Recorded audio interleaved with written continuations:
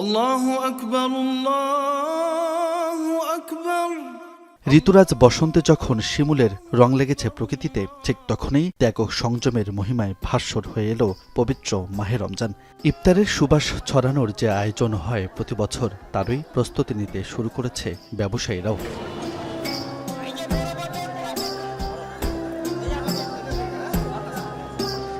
মোহাম্মদ সিরাজ 5 দশক ধরে বংশ পরম্পরায় বিক্রি করেন নানান পদে ঝালমুড়ি। তবে রোজা এলেই বাহারি ইফতারির পসরা নিয়ে বসেন চকবাজারে।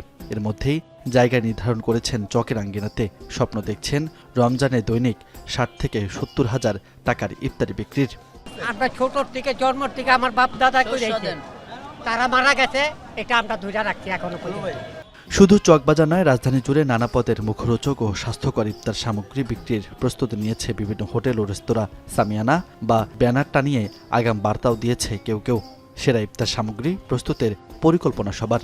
জিলাপি, বেগুনি, ছোলা, ডিম চপ, আলু চপ, পেঁয়াজু, ইভেন বাসমতি চাল, জালিকাপ, শরবত, বেগুনি প্যাকেজ সিস্টেমও আছে। বড় বাপের পোলা, ছোট বাপের পোলা, চাচার পোলা। ভিটামিন সি আর গ্লিসারিনের সাথে নতুন লাক্স দেয় ব্রাইট গ্লো।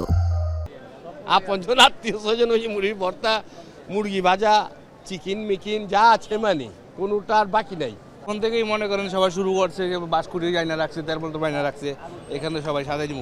সবাই এখানে পাস করা আছে, কে কোনটা বই বানাবো, সবারই একটা জায়গার নেওয়া আছে। প্রস্তুতি নিচ্ছি এভাবে যেন আপনার টাটকা ভালো জিনিস আমরা আপনাদের সামনে সারাদিন রোজা রাখার পর উপহার জেনে দিতে পারি। এদিকে পূর্ব প্রস্তুতি থাকলেও জ্বালানি ও গ্যাসের উচ্চ মূল্য নিয়ে হতাশ ব্যবসায়ীরা। গ্যাস সংকট ইফতার বাজারে বড় প্রভাব ফেলবে বলেও দাবি অনেকের। গ্যাসের অবস্থা খুব খারাপ। আমরা এখন চেষ্টা করতেছি যে অ্যাট এ টাইম আমরা খাবারটা দিতে পারবো কিনা, যেহেতু গ্যাসের অনেক ক্রাইসিস চলতেছে।